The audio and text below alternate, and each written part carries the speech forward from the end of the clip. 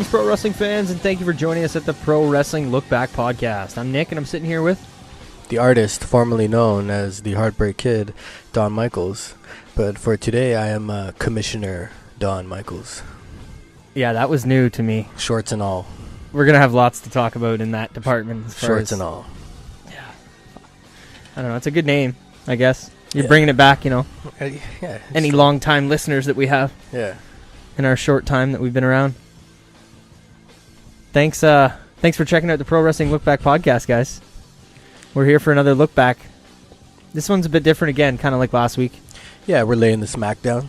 Yeah, we got SmackDown 1000 coming up next month, so we figured we better do something that's, you know, SmackDown-ish. SmackDown-ish, yeah. In that vein. So we figured we'd do the first episode of SmackDown, the first actual episode of SmackDown. Because there was a weird pilot. Yeah, if you look up SmackDown first episode, you're going to get an April 24th edition. That was kind of a pilot they did that looked like Raw. Yeah. It was more of just like a trial, I think. What the episode that we're talking about that we looked back at was in August 26, 1999. 4 months. Yeah, I guess they used that as kind of a tester, and then things changed a lot their way in that time. It's crazy. Storyline-wise? Everything. Owen Hart died in between that time, too.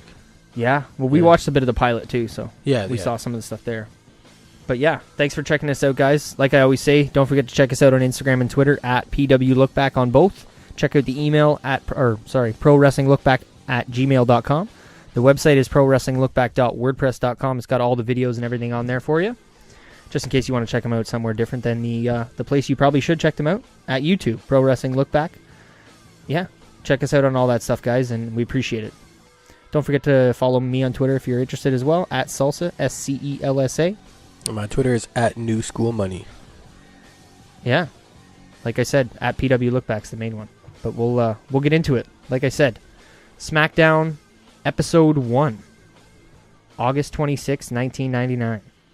Yes. Remember like it was yesterday. Yeah, I can't say. Not really, no. I wouldn't exactly say the same for myself.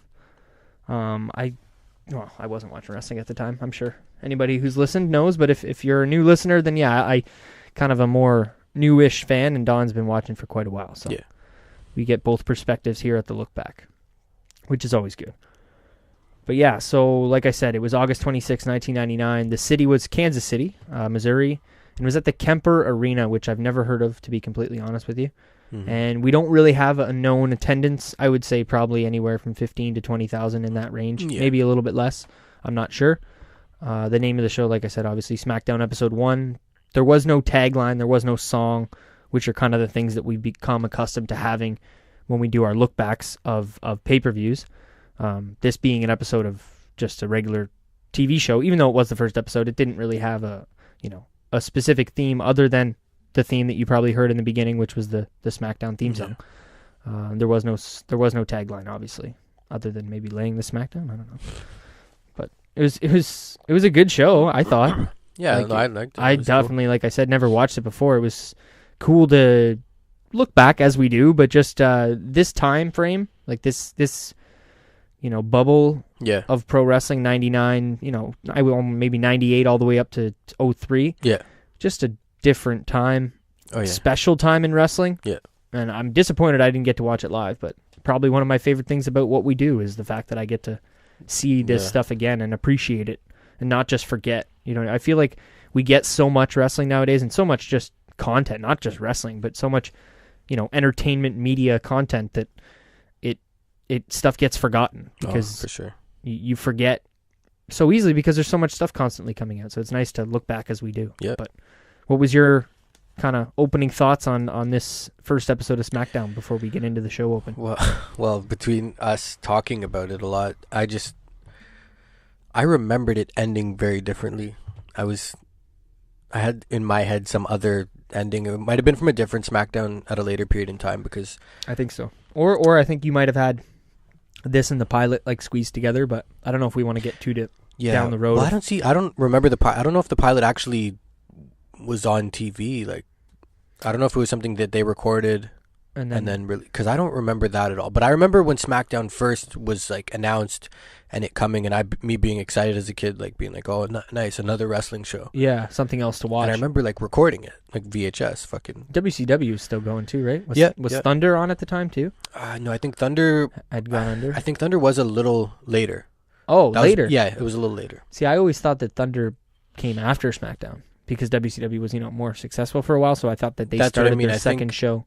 Or before, did I say after? I meant to say before, just because I thought they were kind of more successful first. So they were the ones to try doing a second show first. But like I said, newer fan, folks. Yeah, I'm not the biggest WCW knowledgeable one, so. Yeah, fair enough. Get at us. Yeah. Let us know in the comments below or tweet at us or message us on Instagram and Twitter if you're, want to tell us the right stuff that happened.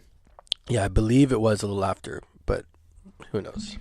Yeah, I like we said, the pilot was in April. This show was in August, so it was kind of, like you said, weird that it was a 4-month gap, and I don't know, a bit different, but this show was definitely a big deal. Like, I'm sure, like you can probably remember, and I can imagine, that they hyped up this show big time leading in, to this show happening. Yeah. But, I don't know. Do you want to start with the show open, or is there any other small little things? No, maybe just with SmackDown 1000 coming up, I'm looking forward to it personally. Yeah, no, I mean, that's good. Good that you brought that up, because we'll let anybody who's listening know that is kind of the reason we decided to look back at SmackDown 1, is with SmackDown 1000 coming up next month. Why not, go back to the beginning? Yeah. Yeah, stick in the same vein as what's coming up, and check out our other look backs. We did a one recently, just recorded. Previous to this episode was the big event from 1986 with Hogan and Orndorff, kind of relating to the Australia show coming up too. So don't forget to check that out. But let's get into the show. Yeah. This SmackDown episode from August 26, 1999. Probably the fourth time I think I fucking told everybody. Sorry. But getting the WWE on. Yeah. I've been listening to too much Michael Cole. I think that's what it is. I don't know. But we had Triple H and The Rock kind of in a video at the beginning, and they were showing us, which actually I want to bring this up before we get into the show open. This was kind of the what's the opposite of the go home? The night after SummerSlam, more or less. Yeah, the post show. So we had Raw, obviously, the night after, which we didn't watch, and then we had this show, which was filmed on the Tuesday and probably aired on the Thursday. I would imagine. Yeah. Maybe it was on the Tuesday back then. I don't know, but it was either way. It was the last or the first show after a big pay-per-view like SummerSlam. Yeah. So they showed The Rock versus Triple H at SummerSlam, fighting for the belt. I think Mankind. No. It was that clip was from another match actually. The Rock versus Triple H. Yeah, because I know that SummerSlam was a triple threat between. Oh, maybe it was the three of them. Sorry. So The Rock, Triple H, and Mankind. No. It was Austin, Mankind, and Triple H. Oh. And that's where Foley picked up the belt. Yep. And then Triple H, after the match, proceeded to beat the shit out of Austin and take him out. And take his knee out. Yeah. And then that next night on Raw, so the night before the SmackDown we watched. Yes. Triple H won the belt. Yep. Really? So this, and I mean, we should state it now before we get into the match after, but this was Triple H's first title win. Mm-hmm. First time as the WWF champion. So it was cool for us to look back, as we do, and see the night after him winning the WWF championship for the first time. Shout out to Triple H. Yeah. Yeah, so like you said, they beat up Austin and JR too, no? I think JR. Yeah, they showed some footage of JR getting beat up, and I don't know. Triple H winning the belt though. It's pretty big. Oh, huge, yeah. That was his first title. Yeah, it was huge because there was so much very I don't know, not very similar, but it reminds me of very much of before Edge had won the title. There was a lot of times where Edge was chasing the belt as a heel, like talking about how he wanted it so bad. Like Triple H, obviously it was before Edge, but I remember a lot of him just wanting that title so bad and coming so close to then finally getting it and really like sticking it in people's faces. Like he did it, even though he did it very underhandedly and had help of all sorts. No, for sure. It was still awesome. It was a good way to open the show, I think. Yeah. Like with such a obviously big storyline. I mean, you're going to do that on a new show, but other than that, we had like any show you're going to watch back then, the fucking signs Oh yeah. were unbelievable. You couldn't even see people, man. Yeah, it's good shit. People were going nuts, and I don't know, it was cool. It was good. So Triple H started the show after we had the promo. I have a question before we get to... Was it about his choice of clothing? No. Okay. It actually has to do a little bit to current day, 2018. Okay. I'm kind of curious if you think Triple H is going to start out SmackDown 1000. And if you think that would have any relation, or if it would be worth it, or anything of that nature. I don't think he will, but... I don't think so either, but I just think like they have a reason to. I never knew. Yeah. If you... Like I said to you when we were watching the show, it's kind of a good trivia question. Oh, yeah. If you would ask me and I didn't watch this, I wouldn't have remembered that. Yeah. Like, I would have probably said The Rock. Anybody listening, good trivia for you and your buddies. Ask them, say, if they don't know, who started the first episode of SmackDown? Was it A, Triple H, B, The Rock, C, Stone Cold, or D... Mankind. Mankind. Or I was going to say somebody random like Val Venus, maybe try and throw him off, make him think it might actually be somebody like that. Yeah. But you know what I mean? So it was Triple H. Kind of different. But he came to the ring. He was talking about how he'd won the WWF Championship for the first time, which I didn't know until I saw that promo, and then I kind of checked with you, and you confirmed that for me. But that was pretty cool. China was with him, and they showed The Rock backstage. I don't know if it was before he started cutting his promo or if it was during. But they showed The Rock, and then The Rock's music hit. Yeah. And he came out to kind of talk some shit. This was great. How about that fucking t-shirt, man? Oh, The Rock. Yeah. Well, obviously, Triple H wasn't wearing one. He was wearing just jeans and the belt. Yeah. Triple H was looking very classic Triple H here. Still, I don't know. But how did you feel about The Rock coming out, man? I like the fact, like you brought that up. I thought that was pretty cool that they, because I didn't remember... The time period of like how long it would take for him to get out, whatever. But they showed him backstage, watching on the monitor, and then he was like, "Fuck this guy, man! I can't take this shit." And he went out there and But yeah, you make a good point about bringing up the time difference. Like it's not like he said "fuck this shit" and then he was out there. Yeah. Triple H kept talking for a little bit, and then he came out. But I like how they showed that. Like that was a nice little touch. Yeah. Yeah, I just like how they gave the space in between to kind of the time it would take for him to walk to. Yeah. Wherever he had to walk to. Yeah. That was pretty cool. But he was talking about how it's his show, obviously, SmackDown. Laying the SmackDown is kind of the name that they got from him. And JR, was getting his plugs in about UPN and the big deal that they had signed to get SmackDown on UPN on a different channel. And I don't know, it was pretty cool. And he was, saying he's going to shine up his belt real good with some icy hot. Yeah. Shove it straight up his ass. Yeah, just classic Rock, basically going at Triple H. And it was good. Great back and forth, like with these two. They've had such a storied fucking rivalry. Yeah. It's good to see these two going back and forth. So they were kind of just, I don't know, chirps back and forth to each other. Everybody seemed obviously to be big time on Rocky's side. Triple H was definitely the big time heel here. Yeah, and The Rock was definitely obviously getting the better of him too. Oh yeah. And it was just classic Rocky. Oh yeah. Like it literally sounded like some clips you would hear on the network. Yeah. Like it was just perfect. But so after they were kind of going back and forth, we got HBK, Commissioner HBK. I have some questions. Wasn't Shane? Didn't Shane come before that? No, I think Shane was after. Okay. So we'll get to that. Spoilers. You're right. Sorry. So HBK comes out to basically make a match between The Rock and Triple H for the WWF title in the main event, which again is kind of weird because. I mean, this show's a big deal. You'd think that they would have planned their main event before the show started, but not a big deal. In their defense, I think, so they recorded it on the Tuesday. I mean, from like a storyline perspective, like you'd think like we're going to watch this show, they have a main event for us planned tonight. Yeah. Not like we're get there. But how many times does that happen in WWE where the main event is,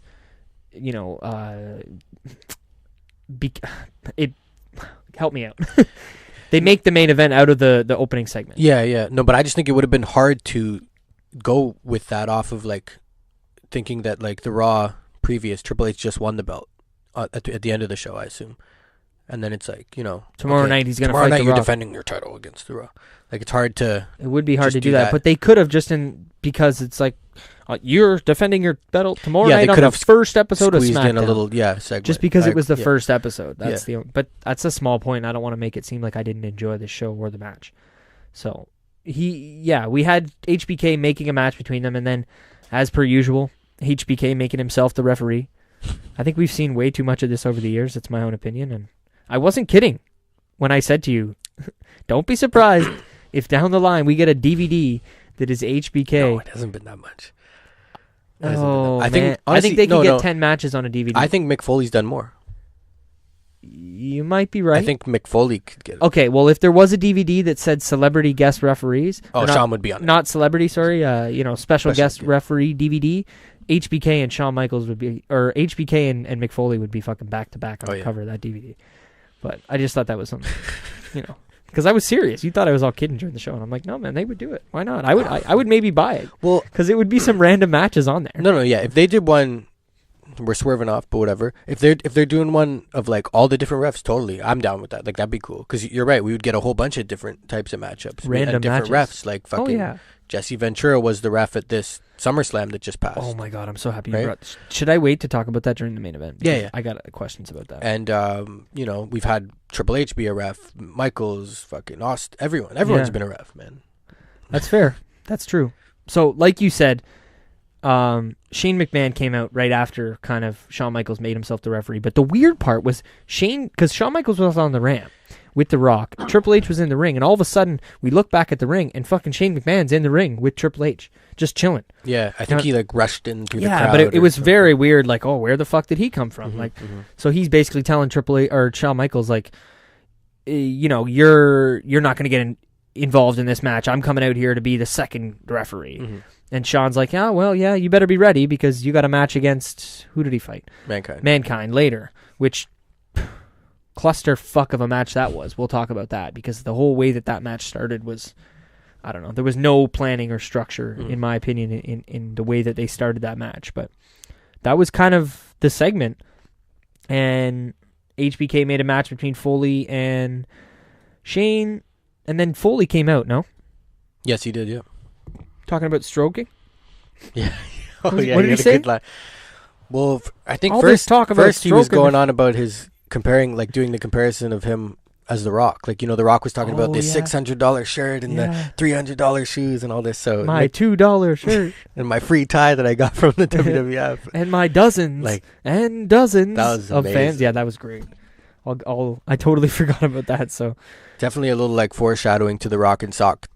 I was gonna ask you: is this like foreshadowing, like you said, or early sights of the Rock and Sock connection eventually kind of happening, or Mick Foley? Because it was always, I know I'm talking super fast, but it was always Mick Foley taking an affinity to the Rock. No, yes, yeah, that's always kind of how that relationship worked. Yeah, cool. So punches were thrown after that. I think everybody kind of started fighting, right? Mick Foley and the Rock made their way into the ring, started beating up Triple H. Shane McMahon, and then we had Shane's boys come, the Posse, and they got explain about them a little bit. Their asses whipped too. Oh, the Mean Street Posse. Well, for anyone who doesn't know, these were 3 of Shane McMahon's childhood friends. This was a good idea for a gimmick. Oh, it was great, and they used to run with him all the time, and they were like good heaters to have, just like Brad and Chad, like those kind of guys. And Chad. Well, just like, like daddy's boy type. Yeah. Pop collar. Especially wearing the fucking... Going to college and like that kind of character. Yeah. Brad, I don't mean no offense to anybody named Brad or Chad, but you know what I mean? Like those 2 guys, fucking American Eagle shirt and khaki pants and the spiked hair. Dude, I'm not lying to you. Like Brad and Chad. The style of that, like those vests though, I'm telling you, I had one of those vests as a kid. I rocked a little Argyle at No, one but time, I rocked it because of these. Oh my God. Because I was a weird kid, but like I rocked that vest for a bit. The Main Street Posse. Fair. Vest, but yeah. You wanted to be a... I was a huge Shane McMahon fan. Side note? Yeah, I'm not going to say what I still am, but like... What were you going to say? Now I want to know. You wanted to be one of Shane McMahon's white boys. Like, like little preppy for sure. Shane McMahon. Yeah. I don't know. It is what it is. How about this segment as a whole? We got a couple rock bottoms and a couple people's elbows to your boys there. Yeah, the Posse. The Posse. Mean Street Posse. Oh, fuck. So, yeah, it was kind of a double rock. I think he rock bottomed both of them, like with both arms. Yeah. And then double people's elbows. The both of them. Yeah. So that was okay.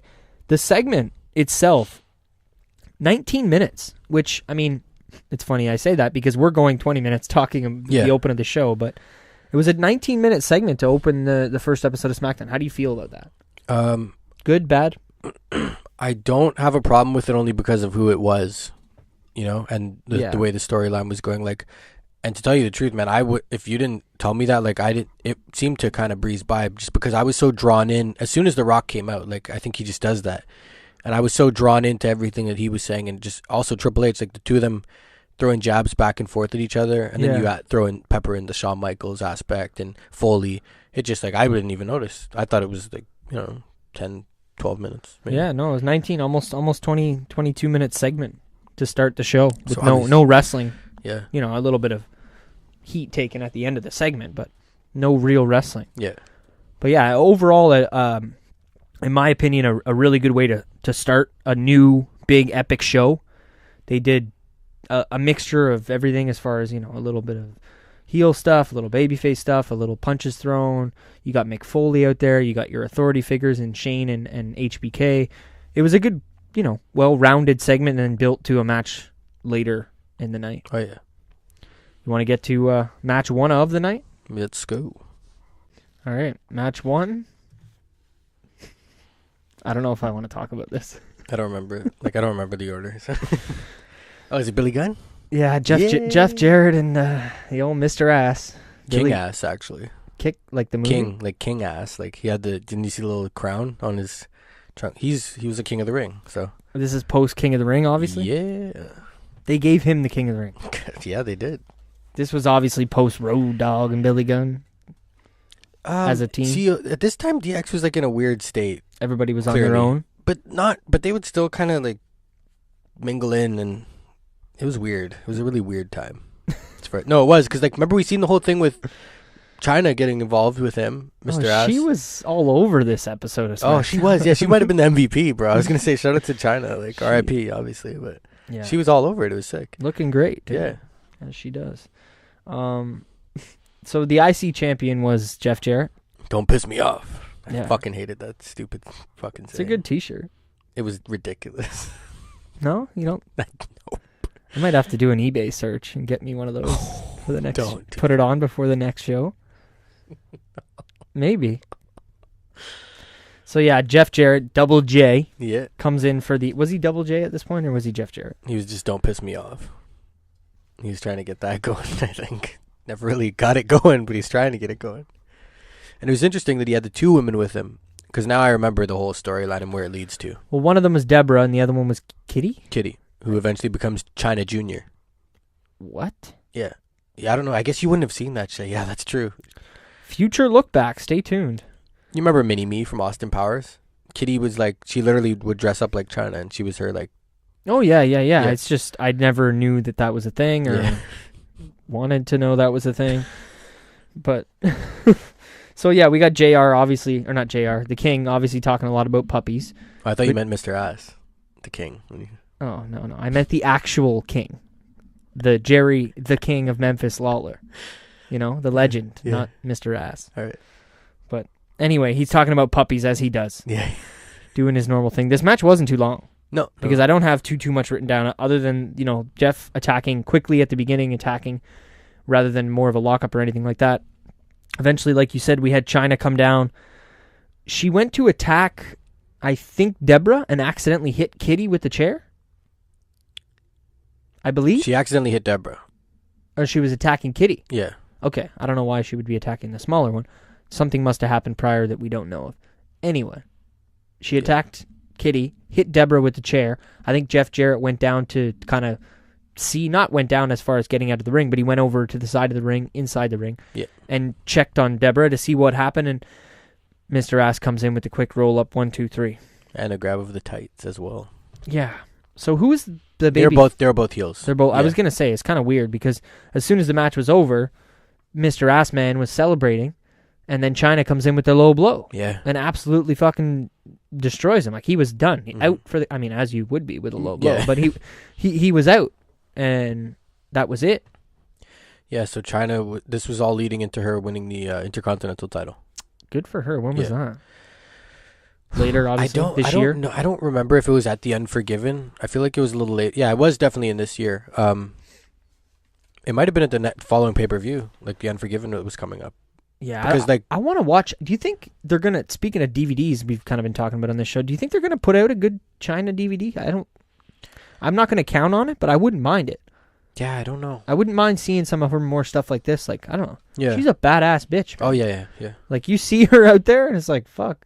Dude, I was thinking. This is totally off topic, but I was thinking about when I was watching her in Triple H. I was like, man, somebody should be doing something like this today with a powerful like girl as a fucking heater. Like, I just think that's a fucking great idea. Again, totally off topic, but I have the perfect wrestler who would have a girl heater. Who's? I feel like you haven't already taken the name from me, but Miz. I feel like that's so perfect. Oh yeah. If Miz had somebody like China, Yeah. who was get like you Totally. know, a female, but totally. I feel like nowadays they don't. It's a different like. They don't want to make it seem like it's weird that she's tougher than him. Yeah.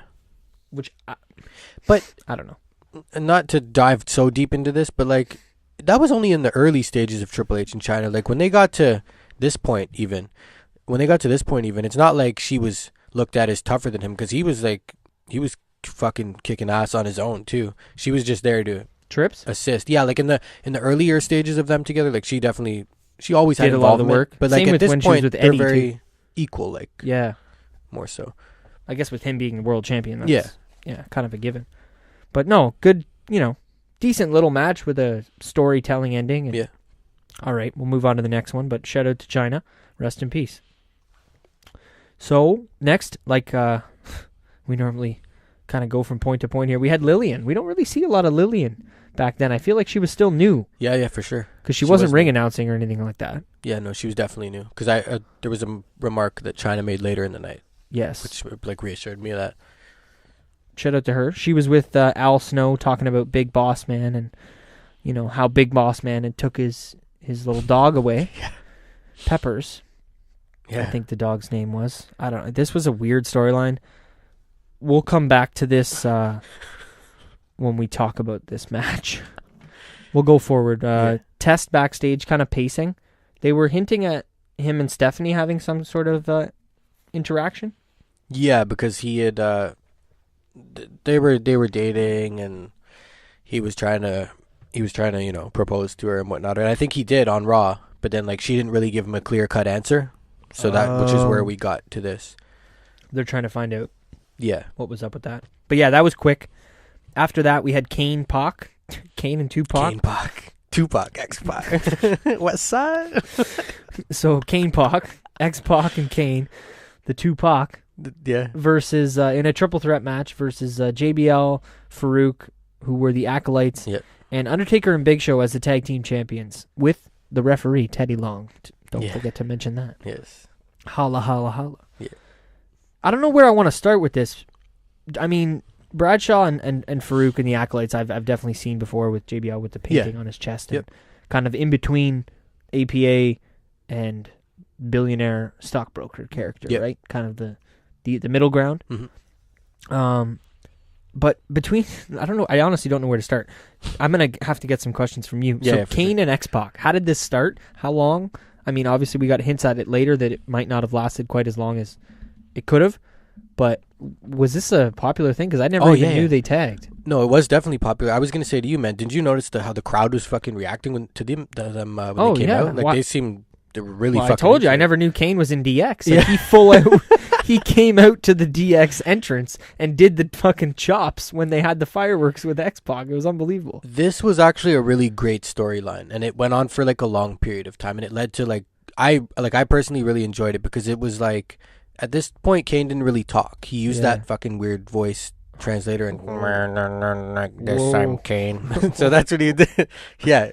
That I didn't hear. So he did that. Wow. And like he didn't really talk much. And then so X-Pac was kind of like he was like very unhuman almost. So X-Pac was like his first friend, Yeah. And someone who he wanted to how make did him normal. Did they have a match?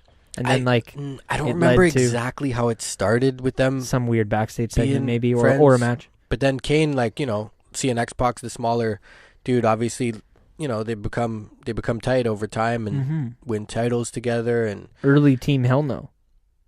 Yeah, I mean, Kane's had a dozen of fucking. Yeah, I just mean with the small long-haired guys. Well, he's had it wasn't him and Hurricane. I feel like he's had a They certainly might have been. I don't remember off the top of my head. I just thought it was a trippy, weird combo of guys. I get where you, But sticking on that subject, Undertaker and Big Show?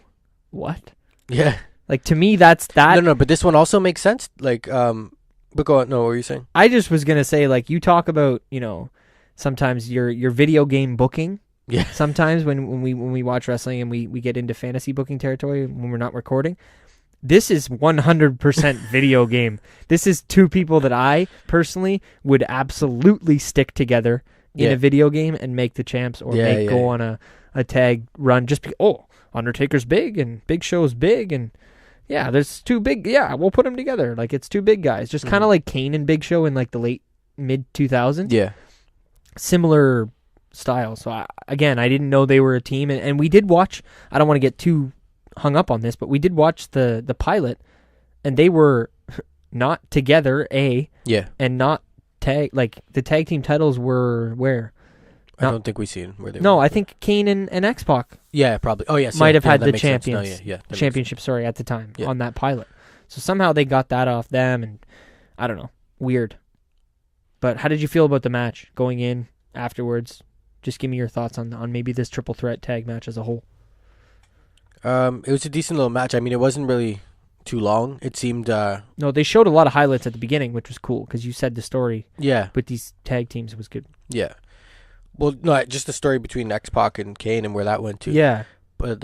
Big Show and Undertaker, Big you Show mentioned Undertaker. as well. So basically, I think it was more like... Show was very new to the company. Yeah, well, they mentioned he was, 27 at the time? Yeah. Crazy. And then Undertaker, obviously being a vet or more experienced, at the time, he he took him under his wing and wanted to get the mean streak out of him. Like he's seen the potential of Big Show, that he's a big guy. I'm a big guy. Like I can bring something out of this guy. Yeah. Which we seen in the match where Taker fucking gave him a slap in the head and kind of awoke him to start tapping into that killer instinct. Yeah, it was really weird. I don't know. I didn't know. I don't know if I've ever heard Taker on commentary. No, him on commentary was fucking... I don't know. It was good though. It wasn't. It wasn't bad. It was just. It was different, like you said. I don't know if I've ever heard it, and it was fucking out of nowhere when I did hear him talking the way he was. But Big Show kind of like working for Undertaker. It was almost like he was under some kind of spell, even though he wasn't. You know what I mean? Yeah, good point. It seemed like that. But like you said, there was a slap because Undertaker wasn't even in the match. I don't know if you mentioned it. No, he wasn't. But like Big Show sat on the corner, and I said to you, I'm like, isn't this a triple threat? Like, isn't Undertaker supposed to be... Yeah. Or, sorry, Big Show was in the ring. Isn't Undertaker supposed to be in the corner of Big Show? And you're like, yeah, well, if he needs to be. Yeah. So Big Show started to take some heat, and Undertaker's like, I'll be back. And he goes, and he picks up Big Show and fucking smacks him in the face, and then Big Show gets... Well, what was the priceless line as he says, come here! He goes, do you want to be a killer or not? Yeah. Do you want to be a killer? What the... Okay, all right. And Undertaker he's kind of funny. Like, this is kind of comical, like some of the shit he was saying on commentary. Yeah, well, and he was trying to be, like, motivating. It was different. Yeah, and he said, another line that he said on commentary, what did he goes, I'm only the tag team, I'm the tag team champion because I want to be. So, like, it's funny to hear Undertaker like this. This is just the beginning. Yeah. He said, yes. I got bigger plans. Yeah, which I took that as... to relate it to maybe something in 2018, kind of like a Dolph Ziggler, Drew McIntyre, where like they're talking about being champions, but they fully have intentions of going higher. Higher, yeah. I don't know, small relation to nowadays maybe. If you're not listening to this show in 2018, then maybe take a look back at 2018. Back at that. But yeah, so the crowd was super into it. The match was, action packed as it would be with like a match with this many big names. Back then, they were flying all over the places for not being big guys. Yeah, I mean, other than X-Pac, everybody in this match is pretty fucking big, for sure, including Undertaker, who was barely in the match. Yeah, just chilling.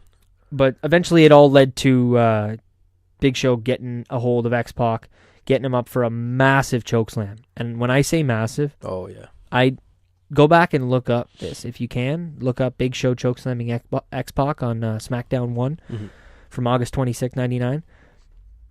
I think he held him in the air for 10 seconds, and then he let go of his one hand. And he just because he wanted to show, like, I can do this with one hand for like a second and a half, and then let him go. And that was obviously it. 1, 2, 3. What do you think? Like, do you know much more about where this story continued?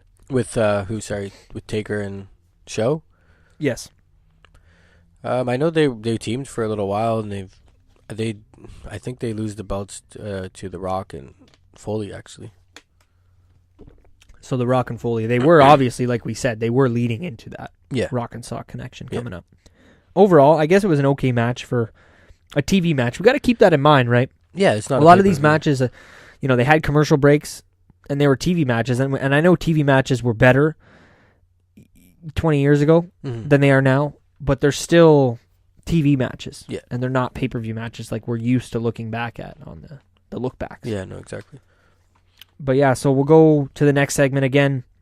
We had, and I did want to say, Undertaker left with Big Show. Like, they left, Undertaker went right over to Big Show after the chokeslam. Oh, yeah. They left together, and Big Show definitely left very much under his wing. Yes, yeah. If to use a phrase, I don't know. But yeah. Test, again, waiting backstage for Stephanie. I think she arrived at this point, and he had mentioned something to her. I don't really know what happened there. He kind of just asked her for an answer, and she's about like, what happened on Monday. Yeah, we'll see. Like, come to the ring later. Yeah, tease. So next was the Big Boss Man and Al Snow, again talking about his dog, and Boss Man was in the ring, and he essentially kind of said in the microphone to Al Snow and to everybody in the back, like, I have your dog. Come out here. Bring that hardcore title out here. Yeah. Put it on the line. And if you win, you'll get your dog. Yeah. You put that title on the line and you'll get your dog back. No matter what. No matter what. And Al Snow comes out and he's like, oh, yes, yeah. I'll do anything you say. Oh, yeah, he was willing to do whatever. Like, oh, man. Al Snow kind of cracked me up in this character. Shout out to Al Snow back then for, like, being 100% invested in his character. But also shout out to Al Snow because he fucking replies on Twitter. And if you tweet at him and tell him, you're great on an interview or whatever, he'll fucking get back to you or like your tweet or say thank you. So shout out to Al Snow. But fucking dialed in to his character, man. He's great, Unreal.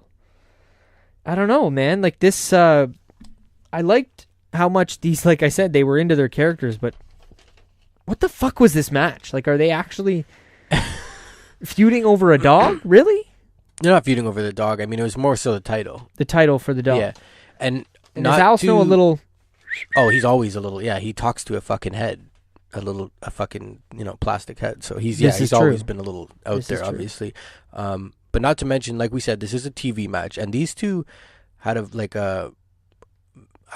don't want to say legendary, but I want to say very memorable match in the hardcore title history at the SummerSlam. Prior to this? Or, because I remember it. Like the week before, or you mean like years before? No, the week before. Okay. That makes a lot more sense as to why these two were so heated at this point. Like, it felt like this was the end or the peak of the storyline. Maybe not the end, but you know what I mean. Yeah, no, me and you got to watch that, whether we do it on a look back or not. That SummerSlam?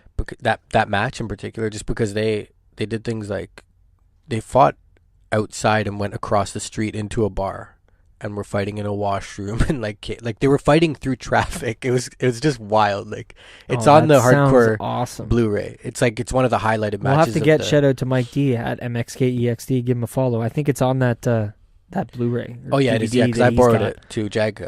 Yeah. Shout out to Jag. And then you get shout out to Jag. Yeah, he'll like that. And then fucking. But you also had Road Dogg on commentary following them the entire time.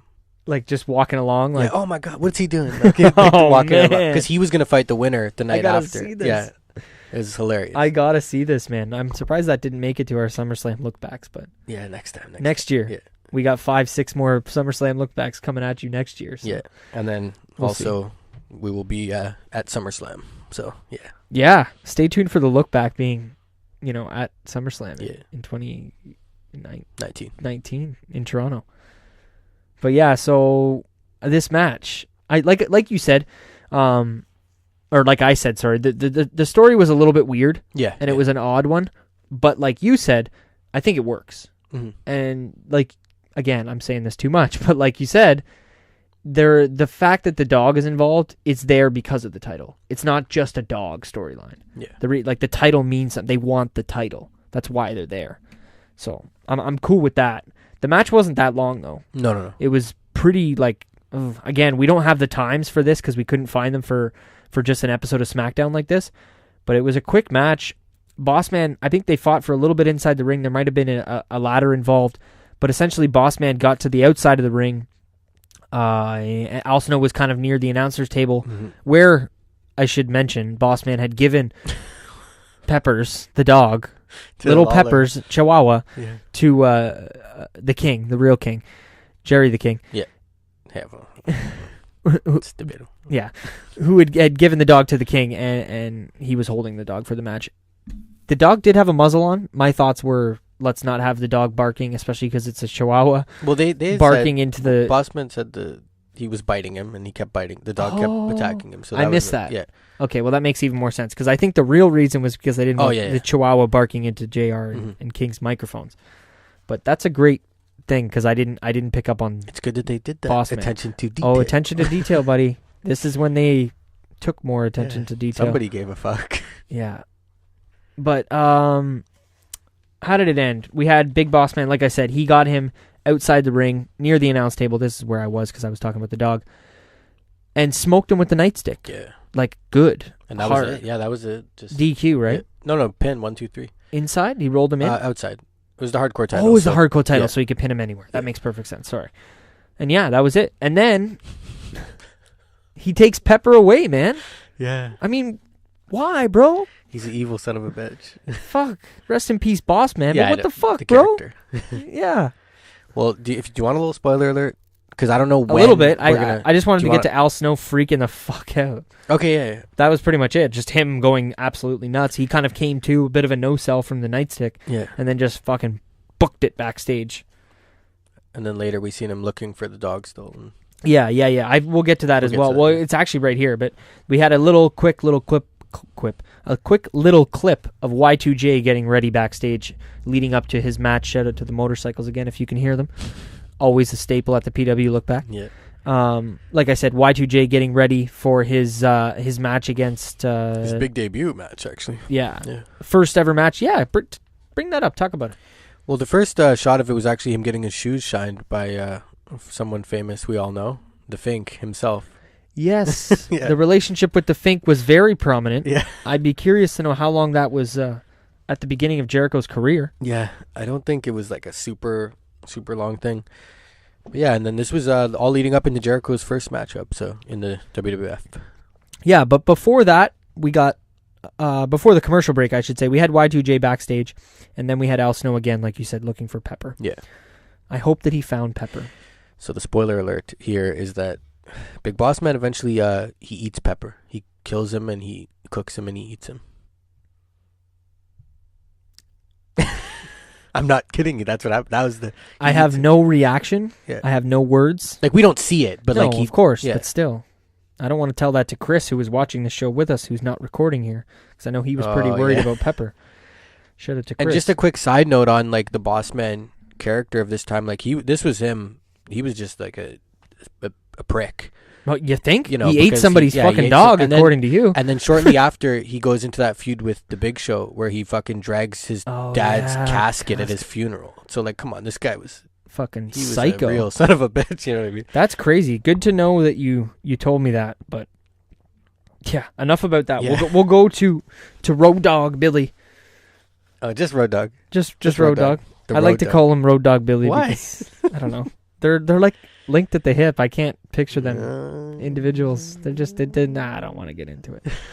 But what was that other character? Which one? Shout out to the other look back we did. The one and only Billy Gunn. Fuck. Oh, the one Billy Gunn. Yeah. Oh man. I don't want. Why am I getting hung up on this? Road Dogg versus Y2J in his opener. And I want to talk a little bit about it, not too long, because I think me and you could go for longer than we should. Jericho's the GOAT. I'm telling you, nobody knows it yet. And if you're listening to this show post Chris Jericho retirement, you know that I'm right. And nobody gives him that motherfucker his recognition right now for possibly being one of the best ever. Yeah, he definitely might be the best. Like Rushmore, he's not one of my favorites, but he's on the Mount Rushmore in my opinion. Yeah, but he ain't one of my favorite. His longevity. It's the longevity and too, the characters, dude. Yeah, it's not one guy. It's like fucking 15 different characters that he's had over 20 years. But again, me and you could go on this for a lot longer than we probably should. Road Dogg was over too, man. I was gonna say that's the first thing I wrote down for the show or match notes was him cutting his promo at the beginning. The crowd was all over it. Yeah, I don't want to like dive too much into the fucking argument of today's wrestling or a certain era's wrestling versus another era's wrestling, but Definitely it's just like, man, it was crazy how like everyone was fucking over, man. At this, like, it was just nuts.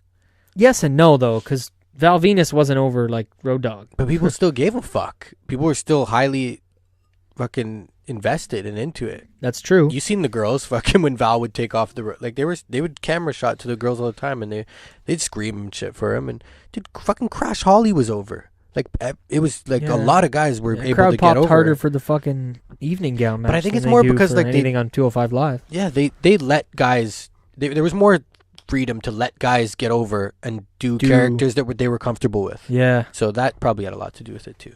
Very true.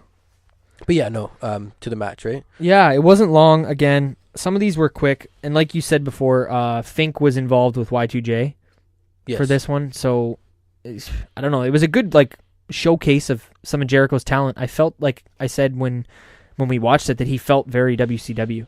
Oh, for sure. It looked like you picked up Jericho from WCW and dropped him in a WWE ring. Yeah. It was.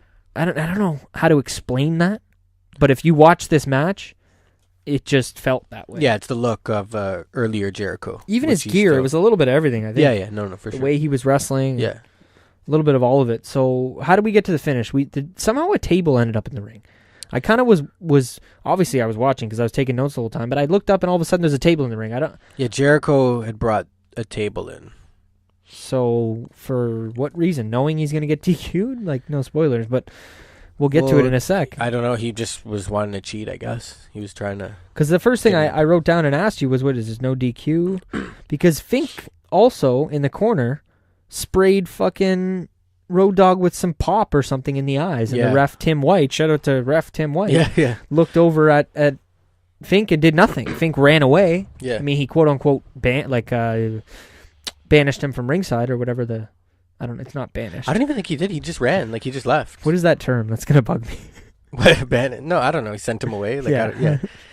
I don't even think the ref Definitely sent him away, though. banished. I think he kind of did the energy. Well, they were promoting that energy drink is what I figured out later in the show. Because that's what X-Pac was drinking. Remember I said, what was he drinking? God. And then they showed it later on the screen when they showed that boom box and all the other stuff. So that was the same drink that X-Pac that Fink doused fucking Road Dogg with. And then no DQ, but to be fair, like, to explain it further is like the Attitude Era. It's like more times they were very loose. You know, it was a time. It was a time in wrestling where like before the Attitude Era, you know, ECW was such a huge thing and it was fucking buck wild popular, over there, right? So I think WWF's answer in their way is like keep with the trend. They'd be more very lenient in certain situations. You know. Yeah. So something like that, I think it was just like, I think if Fink hit him, it would have been a different story. Because obviously we've seen Jericho gets DQ'd for using the weapon. For sure. Like you said, Jericho gets DQ'd for using the weapon. So that was the end of the match. And he puts him through the table. Yeah, nice like deadlift powerbomb. Yeah, straight. Good example. Deadlift powerbomb through the table. Beats him down a little bit more. Gets on top of him. Walls of Jericho. And I think we got like fucking 6 referees out there to break this thing up. Yeah. I don't know. And I love how he didn't ease up. Like, Not I feel like at all. in certain situations you see a guy ease up when there's a bunch of refs around. But he didn't ease up. That was nice. Not one bit. Overall, did you think it was a good debut for one Chris Jericho? Yeah, it was nothing crazy, right? It was just I guess introducing him fully to the WWF World. Yeah, I guess it was a good first match for him. I think here we go. I think I got my papers mixed up here because I was wondering when Warrior Fink. Yeah, was that? I feel like that was later. Okay. In the night. Where is it? Kind of get me going on some of your favorite Chris Jericho stuff while I figure this out. My personal favorite Chris Jericho stuff. Maybe since this is his first thing and we're approaching the end of his career. For me, just for a quick little mini rant. This might be a new segment. Although his like undisputed title reign wasn't like, it's not noted as like a huge thing, like his run and like the matches he had, but like, man, when he won it, I thought that was fucking wicked, because I remember watching the product at that time. You had Jericho, Austin, Rock, and Kurt Angle, and Jericho was the last guy I would have picked to win that easily. Tournament, yeah, or whatever happened, because he wasn't the champ, like easily, like you wouldn't think. It's like if they, I don't want they did something like that now. Yeah, you know what I mean, because like a literally the last guy I would have thought to win. That's fair. I think I figured it out. So that's probably one of my favorite Jericho moments, him winning the undisputed title. Yeah, probably his favorite moment too. And it was awesome because, like, you know, they brought together those two famous belts in wrestling. So that was cool too. Yeah. It was a different a thing to do for sure, as far as taking the WCW and the WWE belt and merging them. Yeah. They obviously went back on it a couple of years later, which the amount of times on that all the amount of times they've done that, I'm not a huge fan of, but I don't want to get too on that in this specific look back. But from what I'm looking into my notes here, I kind of got one of the pages mixed up. I think what we had was Jericho did his beatdown. Yeah. Of Road Dogg, and then we went to a commercial, and then I think we came back and we had Jericho and Fink backstage. Yes. Talking. Yeah. And Jericho was talking to Fink about, helping him in the match and telling him that, like, who is this guy? And they showed the other announcer? Tony Kimmel. Yes, Tony Kimmel. Chimmel. I think it's Chimmel. Yeah. On, excuse me. Jeez. The beer's getting to me. But Tony Chimmel was in the ring, and Jericho's kind of asking him, like, who is this guy? What is this? What is this? So then we get Howard Finkel coming out to the ring to the Ultimate Warrior's entrance, who I forgot who it was for half a second. I got to be completely honest. I'm going, I know this fucking music. Yeah. Why is Finkel? Yeah, it was weird. Yeah. So he came down to the ring. And for anyone who doesn't know, Howard Finkel obviously is the old WWE announcer, the one who kind of did it from late mid-'80s all the way to at this point, basically. Yeah. This was around the time that he stopped. And he might have still even been doing Monday Night Raw. Yeah, I feel like he kind of came back for a bit after. But I have no idea. But essentially, so he's like, I want my job back, blah, blah, blah, blah. It was fucking weird, man. Like, I literally wrote down, and I say this a lot as far as what I wrote, but I was like, what the fuck is this? Like, what is this? Explain this to me, because this is weird. But then, and I do this a lot, and I'm sure people pick up on it in the shows, where I have my own epiphany, is maybe what they were doing here was trying to establish to the new audience, the consistent audience, that, hey, this is a new show, and this is our announcer, Tony Chimmel. Because Howard tossed Chimmel to the ground and said, I'm taking my job back, and then Chimmel got right back up and fucking, I don't know if it was a spear or a punch, but he was on him, and he beat the shit out of Howard, and Howard left. Yeah. And my theory is, let's let the people know who the new announcer is. Yeah. And that he's sticking to his ground. He's not going to get pushed around by the old guys and have his spot taken. Yeah. Yeah. No. I hear what you're saying. He was fired, right? So it's a good theory. I don't really know how to elaborate on it, really. So fair enough. Yeah. You want to go to the next match? Well, I had a question. When the little incident between Shamrock as well, is that later to come? Or was that before? Is that during this? Because I forgot to bring that up as well. During where they had a little interaction with Ken Shamrock. Like in the ring? No, like or backstage. After the match. Well, yeah, I think. We didn't talk about it in the ring either. Yeah, because that happened in the ring. Because Ken Shamrock was gonna have a match. Yes. And then he's coming out, and Jericho they bump into each other. Okay, so that was right here. I have it all right here. So the next match, that's what I was going to get to, was Ken Shamrock versus Val Venus. Yeah. So Ken Shamrock was walking down the ramp, and he bumps into Chris Jericho, which I liked because this is something they do of more nowadays, where like somebody's entrance music will start as the other guy's still leaving, so they kind of have to cross paths, and you get to see the interaction between the two characters. I like that. So they did that. Ken Shamrock kind of bumped into Chris Jericho. Jericho kind of took offense, like, who the fuck is this guy? Looks over at Howard Finkel. This is great. And he's like, go get him. Go get him. And you would kind of assume that's what he said. And Howard runs over to fucking Shamrock, and he doesn't hit him. I got to give him credit. He doesn't punch him. He doesn't hit him, but he kind of points at him in the face. Yeah. And he's just like, you, don't you. And then fucking Shamrock grabs him by the finger and more or less pulls him down to the ground. Yeah.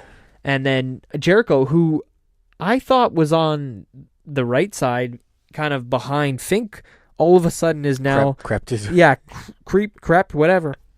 Is all of a sudden now he's behind Shamrock. Smokes him with a chair. Yeah. Like, I mean, smokes him with a chair hard. I know where you're getting to next, but I didn't take it. Like, go on. What? No, I just don't... No, continue. I was just going to say he hit him with the chair, and then Jericho ran away to go backstage. And it was a bit of a no-sell on the chair. Yeah, that's what I was going to talk about. I figured that's what you were going to say, because I knew you knew I was going to say that. And in the fact that Shamrock got right up immediately and booked it backstage. Yeah, it was weird. I thought we were going to get more of this. We didn't. I thought the camera was about to go backstage and show us what the fuck Ken Shamrock was going to do to Jericho. Yeah. That's not what we got, though. Not right away, at least, no. Do you remember what came out? Or who? Not what? No. We had Stephanie come out as soon as this ended. Oh, yes. It was fucking weird, man. Yeah. This whole next 10 minutes of what we're going to talk about just is a clusterfuck, if I have to pick a word, to be completely honest. Yeah. And I love wrestling and I love looking back at these shows, but this was just confusing and awkward. So we had Stephanie come out to the ring talking about... Okay, well, hold on. Sorry. In all fairness, as the defender, I'm the defender. I think we probably had a commercial. I probably didn't see... Like, did Stephanie walk out right after, like, Shamrock disappears and then Stephanie... Like, there must have been There may have been a commercial. There had to have been, like, in that, right? There may have been a commercial. Either way. Stephanie's coming down. Yes. We get King. Like I said, the actual King. Jerry the King. On the mic saying, the common wrestler test. That was offensive, eh? What a dick. I did not like that comment. And I'm not even a massive Test fan, but it's just like to blatantly just label him as the common... He's just a common wrestler. He's just Big Cass. Yeah, he's just... Like, no. Yeah, I guess he was a common wrestler, but it was just labeling him that way that I wasn't Lawler was a huge heel fan too, right? So he was playing this, being a dick. Fair enough. So Tess came out, and did he talk much? Because I think he got straight to his... No, he popped the question pretty quick. Quick to it. So he popped down on one knee and popped the question to Stephanie and asked her to marry him. Yeah. She said yes. Everyone's happy. And then your boys come out. Yeah. The Mean Street Posse boys. Yes. Let everybody know kind of what happened. I don't know. Well, was Shane with them right away? Or I think they were kind of trying to attack Test, and then we had Shane come out as well. Well, this is what I was talking about when I said it was a clusterfuck of everything that happened, because there was chair headshots coming from fucking Mick Foley, who made his way out there to help Test, and then... It was honestly like I found it hard to follow. It was a little. Everybody started hitting everybody, and then Mick Foley got all three guys with chair shots, and they were fighting into the crowd a little bit. Okay, well here, let me rewind it for a second. So what happened is that we had Shane was out. Shane there and too. the posse came out first, and they were interacting with Test. In all fairness, too, like these two just had the whole storyline. I think I can make a little more sense here. The whole storyline was that Shane and Test, they just had a brutal fucking street fight at SummerSlam. I feel like we should have watched the SummerSlam episode. Yeah, maybe. I didn't realize how close they were. But they had a brutal match at SummerSlam, and the stipulation was kind of like Shane was like, okay, you can ask my sister in marriage if you beat me in a match at SummerSlam. Like, that was the whole thing. Shane was like protecting his little sister type of shit, and he didn't want Test to... That's fair. Yeah. So they had that match. I think Test wins, obviously. And then leading into this. But then Shane still wasn't okay with it. Yeah. And obviously we had the match made earlier with Foley and Shane. So as this was going on, then we had Foley come out with the mic and... For the save, no? The save to help Test at first. Yeah. So he beat them all with chairs. Yeah. And then Shane was running away. Yeah. Mick Foley grabbed the mic and he said, no, Shane. Yeah, I've already come out here twice. I like how you threw that out there. We're fighting now. Yeah. If we're gonna have a match, it's happening now. Yeah. So get back in here. Let's have our match. And then he puts the chair down. He's like, here's the chair that I just dented all your buddies' skulls. And he put the chair down and he looked the other way. He's like, I'm going to go hang out with the posse. And he goes to hang out with the posse. Fucking Foley on this. Yeah, great mic work by Foley. And then Shane actually, it was weird. Shane actually got in the ring without Foley realizing, grabbed the chair without Foley realizing, and smoked him in the back. Like, hard, man. Like, Foley dropped like a sack of fucking potatoes. And again, a little bit of a no-sell. Foley got right back up. Yeah. And then they started fighting. And the crowd was into it. And it was weird because I'm sitting here going, okay, is this a match yet? What's going on? Even the commentators were like, we don't even have a referee yet. And I'm like, is this a match? And I'm trying to think, like, do I need to write down that there's a match starting now? Because how I structure my notes. Mm-hmm. Like, what the fuck is going on here? And then now they're fighting outside by the announce table. Shane's getting thrown over the announce table. Yep. This is what I mean when I say it was a bit of a clusterfuck. It was kind of just craziness everywhere. And all of a sudden, now it's a match. I don't know if I heard the bell. It probably did go off. But we got a referee, and the match had officially started. But like I said, Tess was out there. Stephanie was out there. I think fucking... The posse. The posse was out there, knocked out. Triple H made his way out there. Patterson was out there. Is it Jay Briscoe? Did Triple H get out there too? I think he was out there near the end. Because let me get to it. Okay, yeah. Briscoe, Jerry... Gerald Briscoe. Pat Patterson. Sorry, yeah. Gerald Briscoe and Pat Patterson. Sorry, I forgot your name, Gerald. They were all out there, and then we get Chyna and Triple H also coming out there, distracting Mick Foley. I think did they hit him with a chair or something? Oh yeah, Triple H. That was a good Triple shot. H he smoked him in the knee. Smoked Mick Foley in the knee with a chair shot. And then Shane wins, all beat up and shit. I think Chyna throws him on top of Mick Foley. 1, 2, 3. That's it. And I literally wrote, "Holy fuck." Clusterfuck. Yeah, there was a lot of shit happening. Did you like that? Because before you say it, I want to say I do think that the story they were trying to tell here, and they did tell, was good. Yeah. It was a good story. It was just a lot to follow. Yeah, there was a lot going on. I don't know. I didn't mind it. I didn't hate it. It was definitely, there was a lot going on, but to me it all, like you said, the story, it all like tied in. It all fit together. Yeah. Fair enough. All right, let's move on. Yes, sir. We got backstage, obviously, probably another commercial. We had backstage, we had Y2J running away with Fink, getting into a car. Fink like, let me in. And then Shamrock chasing the both of them. Jericho managed to get in the car, drive away, squeal the tires. And then Fink was there. Yeah. This is the interaction you were talking about with Fink and Shamrock backstage.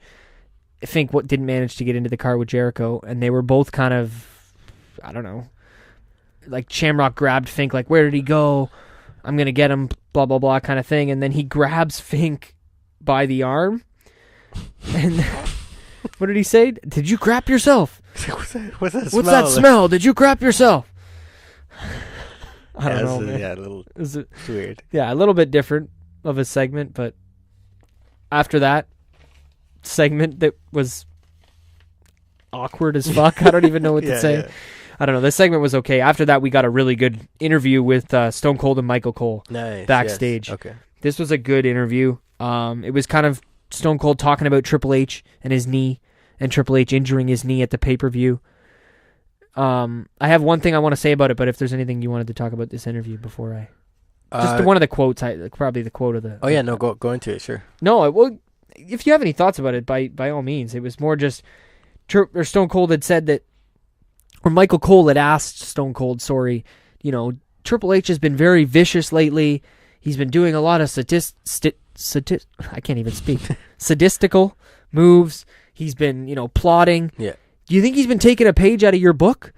And he's like, well, yeah, maybe. He's been taking a page out of the book, but...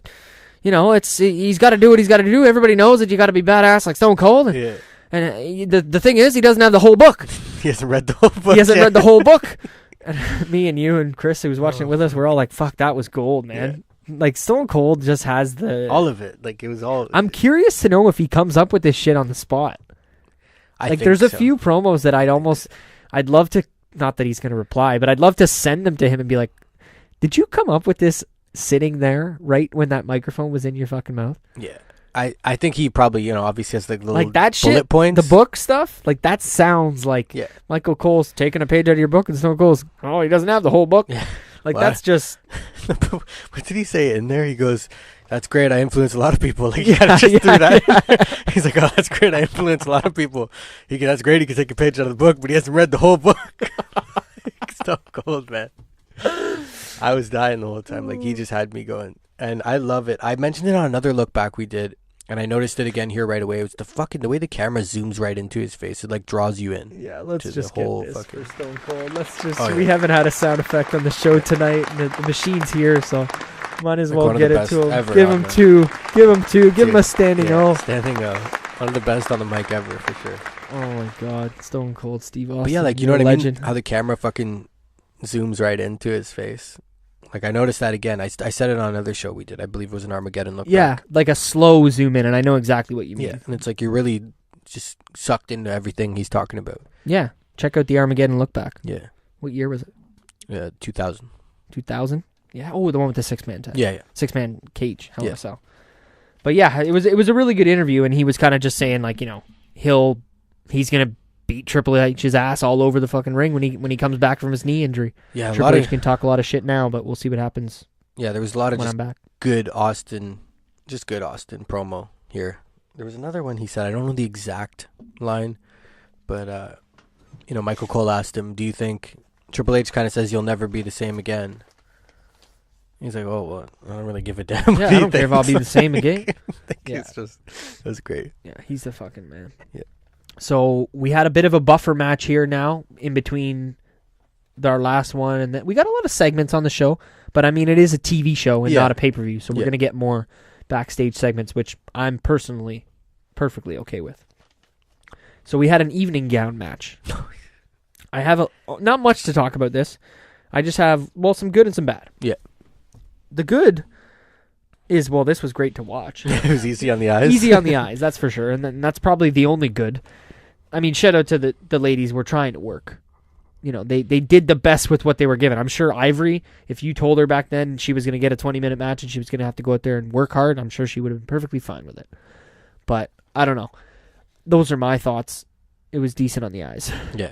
But I'm curious from your perspective, and I'll get mine after I ask you, but not only have the girls come a long way, that's kind of a given. We don't need to talk too much of it now. If you're watching this in 2018 or after, you obviously know how far the girls have come since this show and later. But what kind of women's matches do you think we're going to get on SmackDown 1000? And how different is it going to be from SmackDown 1 to 1000 in how much women wrestling we're going to have on the show?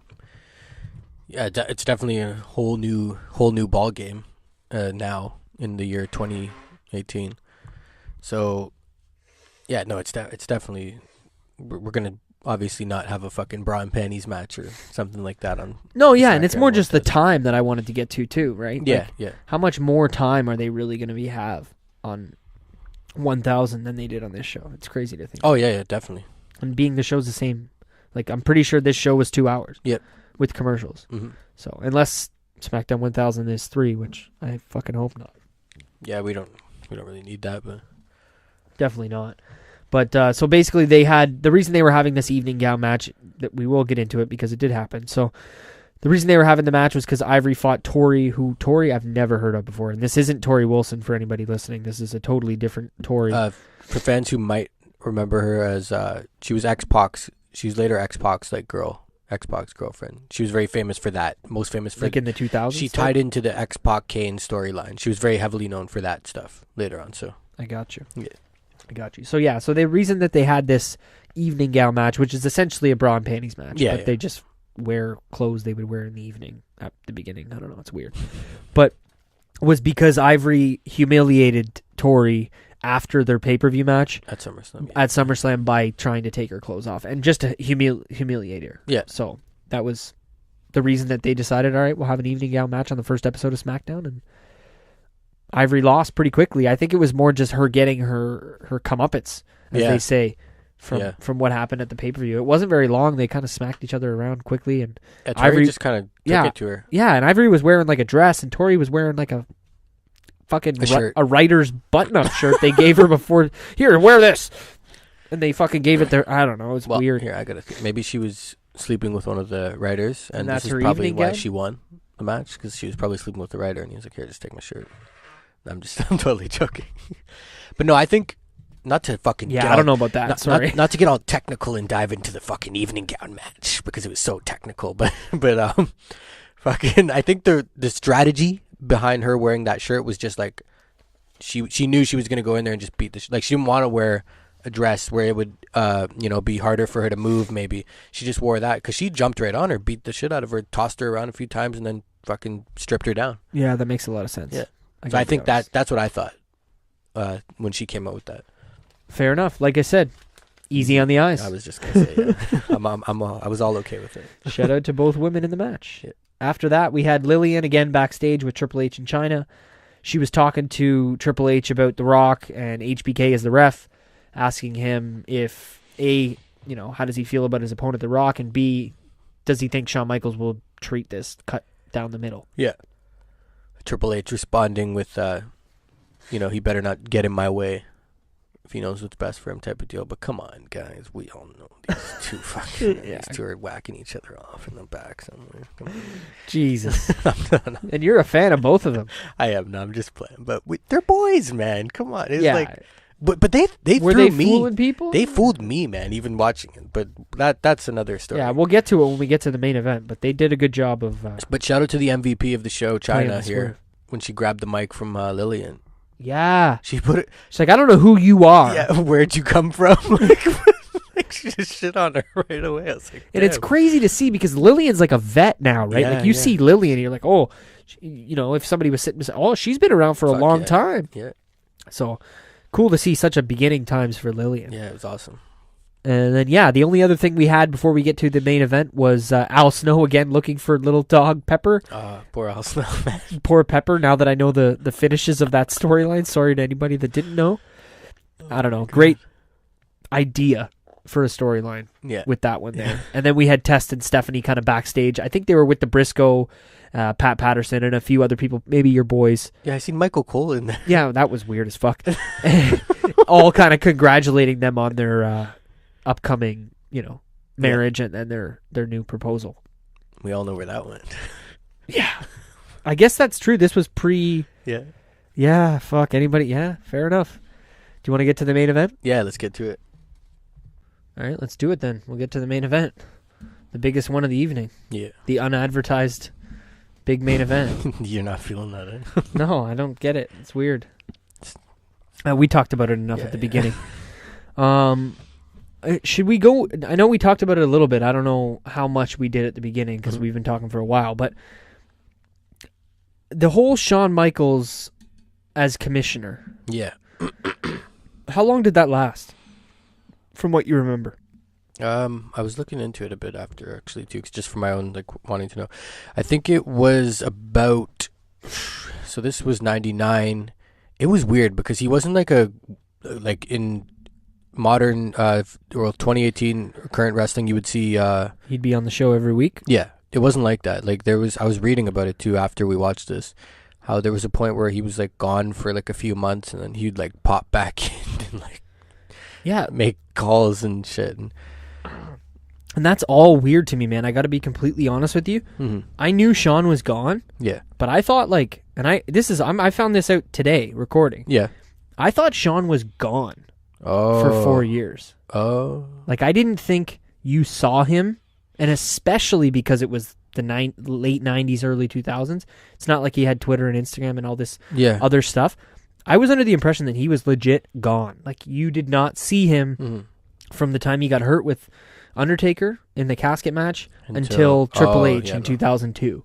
No. I didn't think he was around at all. So it was very different and interesting for me to find out that he did do a little bit of a quote-unquote Daniel Bryan role or a Page role for a little while, in the sense that he was the GM while hurt, you know what I mean, but still around. Yeah. Different. I never knew any of that. Yeah, he was sprinkled in here and there. It lasted for a little, because in 2001, I want to say he was still kind of around, or Holy maybe shit. 2000. So he never really fucking left then. No, because 2000 Foley was the commissioner. Like he left, but no, he it wasn't that. It was maybe a year. Sorry, it was maybe a year. Yeah, that's crazy, man. I thought he was gone for like extended, like not shown his face on TV for at least 2 years of the 4. There was definitely times where I don't want to say he was like in our face. Like there was a period but where you're he was making just it seem gone. like it was still only months, not years, which I never knew. Yeah, you know. And I don't want to say that's I don't know 100% confirmed. He may have had a stretch where it was 8 months for all, or almost a year. I don't know. like being gone. Yeah. Yeah, no, there definitely was. Okay. No, definitely. Okay. Yeah. So I thought you were kind of making it out like it was only like a 3 month at a time type thing. But either way, I don't want to get hung up on that. Yeah. Main event being Triple H versus The Rock for the WWF Championship. HBK, like we talked about, as the referee and the commissioner of SmackDown, or is it all of WWE? Just all. Yeah. All of WWE. Yeah. Okay. So that's cool to see. I didn't realize that as well. Shawn rocking the typical Shawn Michaels booty shorts, fucking wrestler gear. Yeah, and some trippy. Hey, look for that on the special guest referee DVD coming soon. Brought to you by us. Brought to you, yeah. Imagine that comes out. Oh, that would be awesome. He was wearing his trippy shirt that he like advertised on the way out to the ring. Was that for his wrestling school? That makes a lot of sense. I feel like it was for his wrestling. Because I didn't catch what was on it. That makes sense. Because the front looked like some sort of wrestling school thing, and then the back was like your old school, 1-800 it was wrestle some type of number, or whatnot. Not, you know what I mean? Yeah, though, yeah. like it was the last 4 digits were some sort of letters making a word that had to do with wrestling. Yeah, no, it was definitely some. So call this number if you want to come to my school, kind of thing. I think that's what I gathered from that. That makes a lot of sense, yeah. I didn't pick up on what it actually was, so I'm glad you brought that up. Yeah, just a guess on my part, but I think that's what it was. But yeah, on to the matchup here. So we had, obviously Shawn being the ref, Triple H and The Rock. Fighting it out for the WWE Championship. It was a or nice... WWF Championship. WWF, yes. Should I say.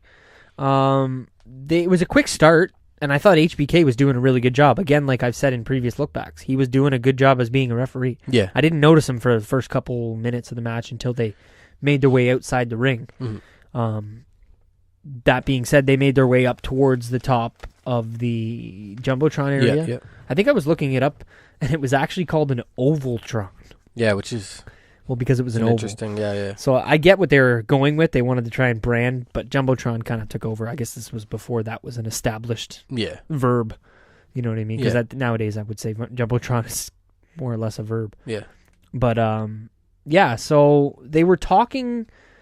Or before I get to that, there was a bit of a, kerfuffle. They were fighting up on the top there, and they did a Russian leg sweep, which I wanted to give them shout-outs. I would take some moves onto the metal and the outside the ring. I don't know if I'd want to take a Russian leg sweep. That's straight up just bumping on the outside of the ring. So shout out to them for that. But the question I wanted to get in to ask you was Jesse the Body Ventura as the ref at SummerSlam. Oh, yeah. That's so fucking random, dude. Like, I didn't watch the storyline, but, like, when they said that, I was like, did he just say that? Like, what year is it? Yeah. Like, is this 1999 or 1989? Like, I didn't realize I didn't think Jesse was around wrestling in the late 90s at all. He really was. That was probably the only stint, only little brief thing, yeah. I think it was during his whole, when he became what was he, a governor or something, right? Oh, yeah, Minnesota. I think it was around that time period, probably. Relevance. Too. So, yeah, he was still very, like, relevant in that sense. And then just being that he was, like, they were playing it off, I remember him being, like, he's going to be a fair ref, you know what I mean? He's not biased. He's not going to fucking Shane McMahon us or anything. Like, he's going to be fair to all parties, which he was. He was a fair ref in the match, and he's not going to take shit either, because he's a former wrestler, so he's not going to I want to go back and watch SummerSlam 99 after watching this. I have it on VHS. Really? Yeah.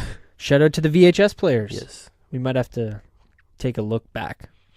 I don't know. I know I say that every time we talk about old shows, but that one, whether we do a show or not, I want to watch it. Oh, yeah. There's some and I don't know if I can wait till next SummerSlam. Yeah, maybe we'll squeeze it in the winter time when they're going through a bit of a lull. Yeah. But, yeah, so HBK was outside the ring, I think, at some point talking to China. Yeah. And The Rock had the DDT, patented Rock DDT. He went for the cover, and there was no HBK to be... I think he was... You know what it was? I think HBK was in the midst of trying to boot China out of the ring. Yeah, no, that's what and she was arguing with him. Mm-hmm. So the fact that he was there arguing with her meant he couldn't be in the ring counting. So not full baby face, I guess. I don't know. Yeah. He was busy, you know what I mean? Trying to help. But I don't know. What did you think about the match as a whole? Like, obviously, two huge names. But again, like we talked about earlier tonight, TV matches. And I know this was a big match, but, you know, probably not something you're going to give me in a list of your favorite Triple H matches or your favorite Rock matches either. Oh, yeah, no, not even with them together. You know? No, I think that's even less of a case that you would, not knowing how many times they've actually fought each other, but I would say even less of a chance that you would say it's one of the best they've had together. Yeah, no. Let alone individual. Yeah, because like we said, it's a TV match. It wasn't as long, obviously. It's not going to be a fucking 20-minute type of deal. Yeah. It was still a decent little match, though. It was cool. They all... Yeah, with the getting up to the top of the ramp and having China and the distractions and shit like that, it really felt like they were trying to get you, obviously, to root for The Rock and make Triple H feel like more of the heel, because The Rock felt like he was getting screwed over in the match. Yes. It was like, oh man, where's HBK? But it wasn't like on purpose screwing over. Like, you could tell that it wasn't HBK, you know, blatantly not, or doing slow counts or looking the other way or anything like that. They made it believable. Yeah, no, totally. But it definitely felt like he was getting screwed over right up until the point where he did get fucking screwed over. And he rocked bottom Triple H into the middle of the ring, you know, tucked the elbows in and went for the swinging of the arms and people's elbow and super kick out of fucking nowhere. Yeah, it was super hard, dude. It was, I mean, Shawn Michaels is probably the best at delivering the super kick of anybody, but it was a good one. Oh, fuck yeah. And they both kind of, I think Triple H was dazed at this point, waking himself up from the rock bottom because he never received the people's elbow, and 1, 2, 3 pedigree 1, 2, 3, and that was it. And Triple H retains. The Rock getting screwed over big time here. Yeah, which was, I like the chase of when you have a good heel. Yeah. And the babyface, because it just gets the fans more. Because this wasn't over, obviously. Yeah. The Rock and Triple H. Yeah. Yeah, good point to bring up as far as chases are fantastic, and that's kind of the core of pro wrestling, you know, wanting to see somebody succeed. Yeah. But unless you've got any other theories on this match or thoughts on this match, I don't know, something that I don't want to sound like I'm being too negative, because I did like this show, and we'll get to our Meltzers and how many Meltzers we gave the show, Meltzers being our version of a star rating. That's kind of our tribute to Dave Meltzer. Him creating the star rating. But I have a feeling, it's not even a feeling, I just had thoughts. I wasn't a fan of the way they ended this show. It wasn't because of the way that it ended. It was more because of, this was a big fucking deal. They probably hyped this up for a long time. And maybe it's just me being more of a newer fan and being used to shit. Yeah. It seemed really fucking, maybe weird is what I was going to say, and that's probably the wrong word, but strange that the heels went over, and this show, this big epic first ever SmackDown episode 1 of our new show that we plan to succeed with, isn't ending happy. And I don't know if that's me being too either new school and watching too much new stuff, whereas like if this happened nowadays and there was a new show, I don't think there's any way that show is ending bad. Yeah. I think you're getting a happy ending to a brand new show. Just like, I can't think of it off the top of my head, but I feel like the first night we had SmackDown Live in 2016 or 17, it was probably a pretty cheerful night. Yeah. Pretty happy night. Yeah. Same with probably the first night we had ECW. Same sort of idea. I would imagine these were happy endings to these shows, especially One Night Stand, that not being a TV show, but you know what I mean? Yeah. Or maybe it's me being too old school and thinking it's more like something you'd watch in the 80s where, you know, you're going to have Hulkamania make everybody go home happy. Yeah. I don't know. That's kind of my thoughts. Maybe we're in limbo in the sense that we're not quite nowadays and we're not quite in the 80s anymore either. where in the 90s and early 2000s, they were making more risky decisions and had to do stuff that was different because of, companies like WCW. Yeah, no, I understand your point too. I don't know. See, I'm more on the side of I'm okay with seeing the bad guy sometimes win for the greater cause of the chase. Like I said, of course, no, I agree with chases. I think my thing is because of this being the first episode, and a big deal. But then see, I think also you brought up the point about maybe being more conditioned to what we see now, type of thing. Yeah, I don't it was a big deal, but it definitely. It wasn't hyped up to the degree that they would be hyping something nowadays. Well, that's not obvious because everything they don't have the platforms. You know what I mean? Yeah, and they have so many different ways to get things out there. So it wasn't to that degree, but it was still a big deal to. Oh, for sure. The fans. And I think a major, and I'm realizing this again as I normally do. I have my own little epiphanies on the show. Yeah. I think I'm realizing it. Maybe this was a tough time in the sense that they had never been pressed by another company the way they had been in years prior, and they were maybe never bigger than they were at this time. So they were doing things that were pushing the envelope and being different and trying to not conform to the complacency, the regular, predictable stuff. Yeah, I think. Well, I'm trying to think. I think by this point though, they were definitely way ahead of the race. They were. I think that was more earlier. For sure, but I just mean they were still in that mode. Yeah. Where we're the Attitude Era, we can push the envelope a little bit. Yeah. I know what you're saying. Mm. It's not like they were going head to head with WCW anymore in 1999. Mm. It's not 96, 97 when WCW is really giving it to them. Yeah. I see what you're saying. I don't know. Kind of my thoughts on on theories on maybe why this show didn't end so happy. Yeah.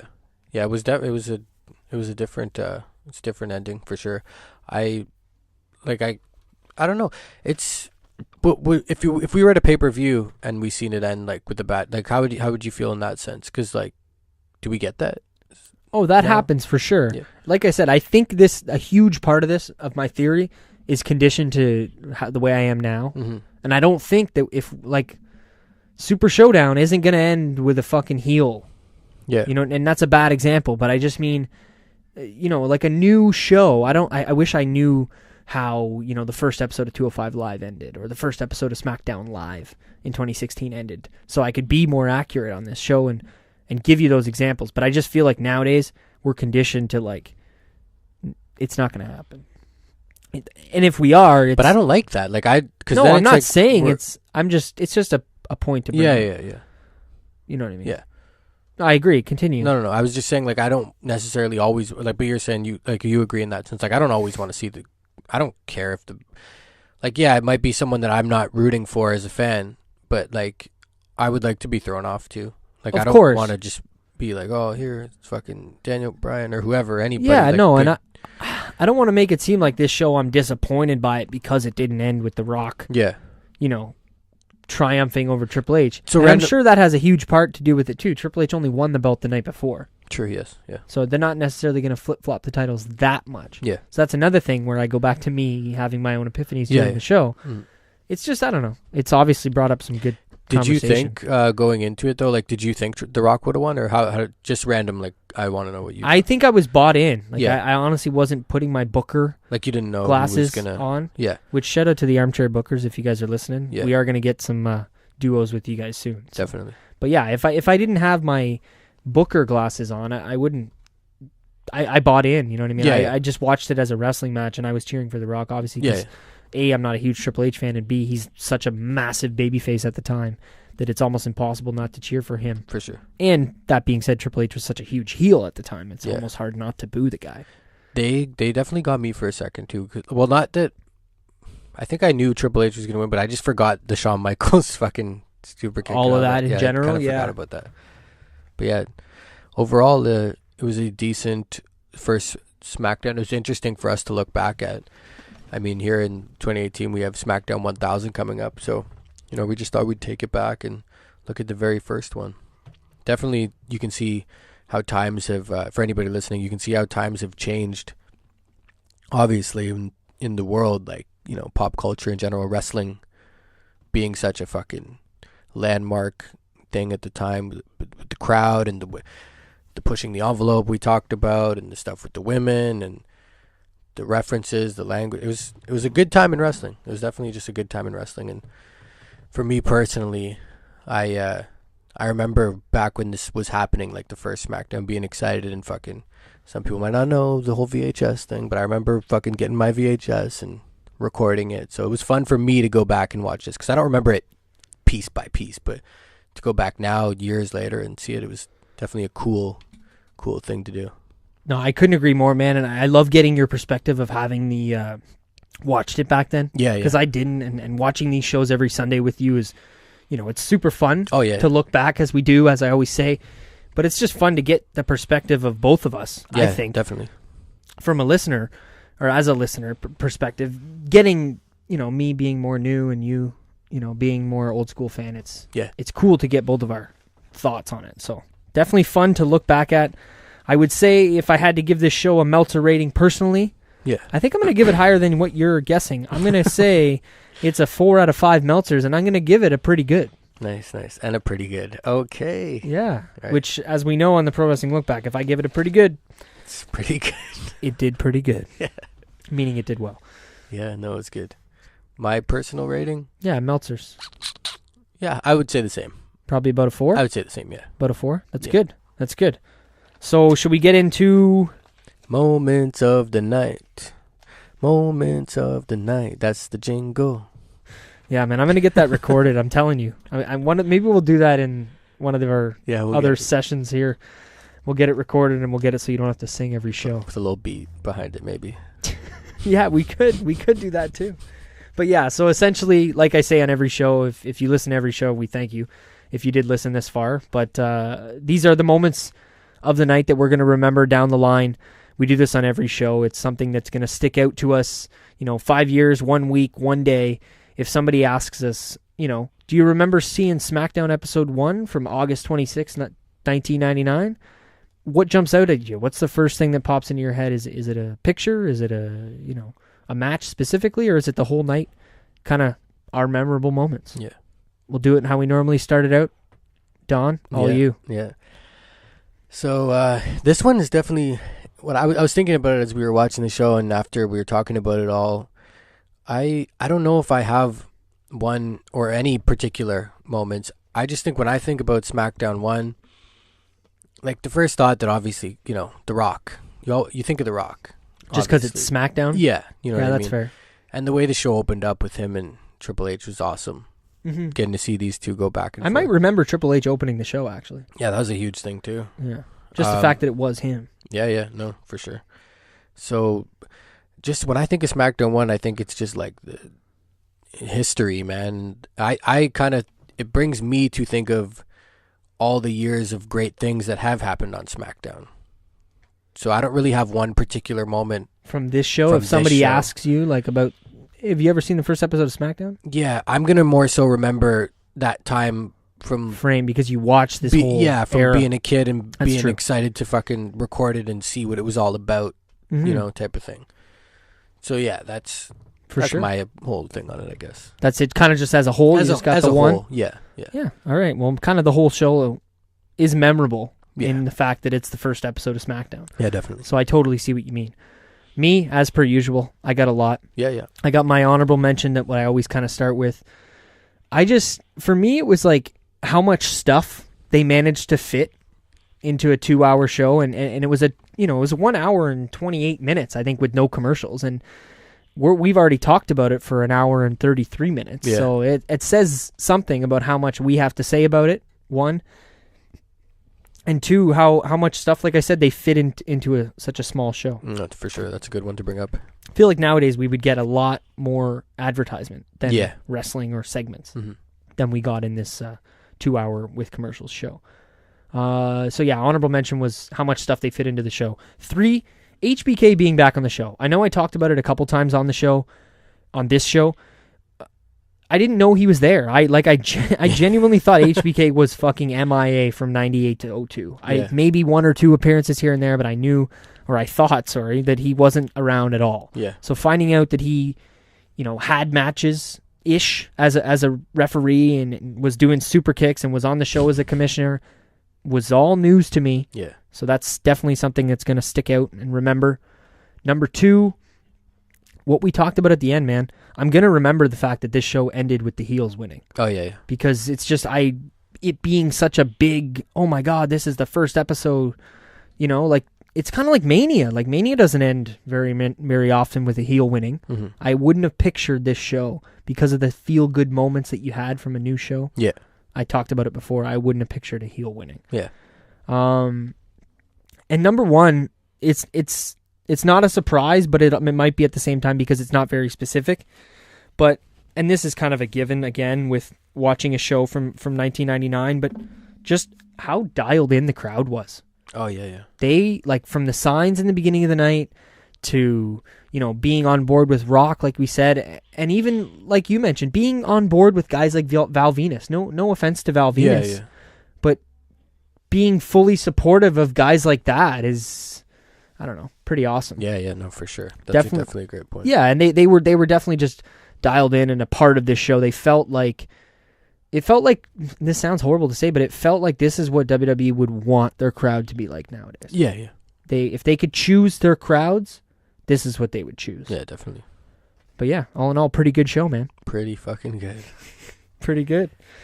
Thanks for checking out the Pro Wrestling LookBack Podcast, guys. We're always here once a week like we try and do it. Don't forget to check us out on Instagram and Twitter as well, at PW LookBack. Both accounts are the same, Pro Wrestling LookBack at PW LookBack. Instagram, like I said, PW LookBack. YouTube is Pro Wrestling LookBack. The website is prowrestlinglookback.wordpress.com. And if you want to get in contact with either one of us, send us an email at prowrestlinglookback@gmail.com. My personal Twitter is at Salsa, SCELSA. If you want to get in contact with us as well, you can send us messages on the Twitter direct message, Instagram direct message, or my personal direct message at Salsa, SCELSA. And my Twitter is at New School Money. And your Instagram? My Instagram is Only One Hangman.